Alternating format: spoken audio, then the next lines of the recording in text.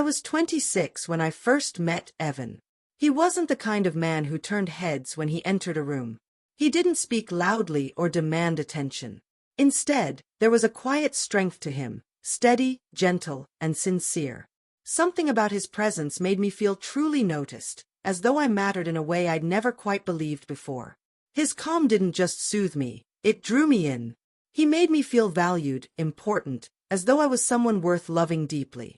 We married young, with little more than shared dreams and a tiny apartment that had peeling walls and mismatched furniture.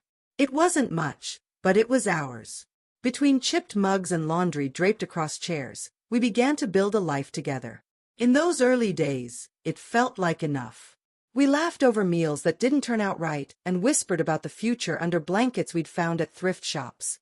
But slowly, the spark that once lit up everything between us started to fade. Somewhere between juggling bills, daily routines, and the repetition of ordinary life, I began to lose myself. I can't say exactly when it began. There was no single moment of collapse. It was a slow, quiet erosion, a steady unraveling of something inside me. The fire that used to burn bright within me dimmed until I hardly recognized myself. I felt hollow and restless, though I didn't have the courage to admit it, even to myself. Instead of leaning into Evan and trying to find comfort in what we'd built, I began seeking something else, something fleeting and reckless. I turned to strangers for brief rushes of excitement and validation. What began as one impulsive mistake grew into something darker, more deliberate.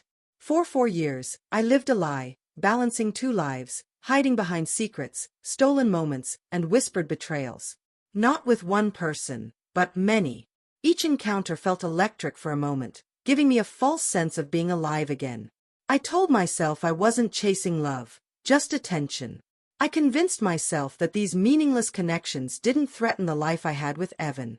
I leaned on every excuse I could find. He worked late, our conversations had become robotic, our connection had faded. But deep down, I knew the truth. I had been selfish. I had twisted the loyalty he gave so freely into something I used for my own escape. I took his trust and treated it like it was disposable. When I finally told him, it wasn't some brave or redemptive act. The affairs were over, but the guilt had become suffocating.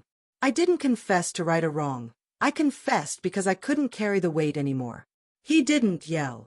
He didn't demand answers or fall to pieces. He just sat there, motionless, staring into the distance with empty eyes, like something vital had been torn from him. In those few minutes, it looked like he had aged years. Then, without a word, he stood up, packed a small bag, and left. He didn't slam the door. He didn't leave a note. He just disappeared into the night. I tried to reach him countless times in the weeks that followed.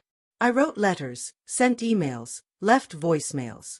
I even contacted his family, desperate for any thread of connection. I begged for a chance to speak, to explain, to say how sorry I was. But I was met with nothing, just silence. That silence hurt more than any outburst ever could. Then, a letter arrived. It was from his lawyer. He was filing for divorce. No demands, no division of things, no spite. Just a request for a clean break, and a clause that barred any further contact.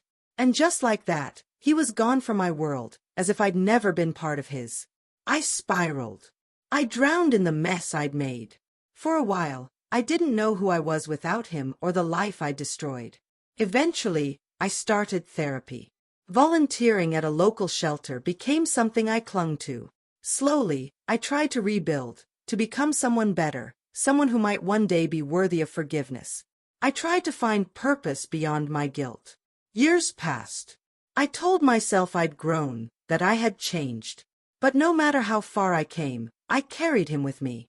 Some quiet part of me never stopped hoping that one day, Evan might see me again. That he might notice the person I was becoming. That maybe, just maybe, he'd offer a small piece of grace. A smile. A word. Some sign that what we had hadn't been completely erased. Then one afternoon, it happened. I saw him. He was standing in a bookstore, flipping through the pages of an old novel. His hair was touched with gray, his face more defined, hardened, matured. But there was still something deeply steady about him. Something calm, but stronger now, like steel beneath the surface. My heart thudded so loudly I could barely hear my own thoughts. But I couldn't walk away. I approached him, tentative, and softly spoke his name. He looked up slowly, his expression unreadable. And then, in a voice that was cool and emotionless, he asked, "Do I know you?" No anger. No resentment. Just cold detachment. He spoke as if I were a stranger, someone he'd never met. Panicked, I tried to explain. My voice trembled as I told him I had never stopped loving him. That despite everything, my feelings had been real. That what we shared had mattered, even if I had ruined it. He listened without interrupting. His eyes stayed steady on mine, but they felt like glass, seeing through me rather than into me.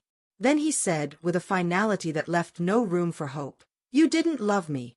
You loved how I made you feel." And he turned and walked away. That was the last time I saw Evan.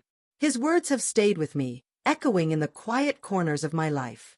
I hear them when I see couples holding hands, when I hear the soft murmur of shared laughter.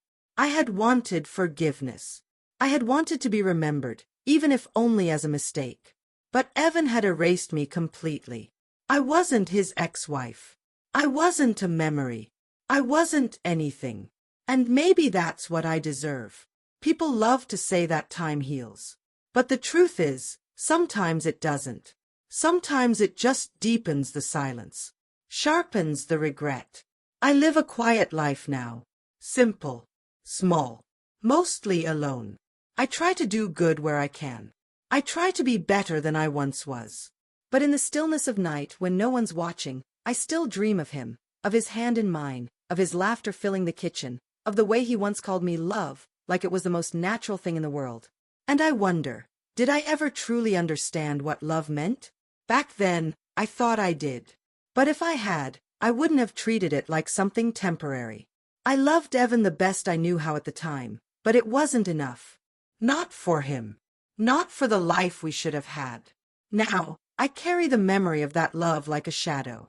And every time I see a couple celebrating decades together or hear someone talk about surviving life storms as a team, I think of Evan and the future I let slip through my hands. My betrayal lasted only a handful of years, but the damage is lifelong. And deep down, I know he was right. I didn't truly love him. I just loved who I was when I was with him.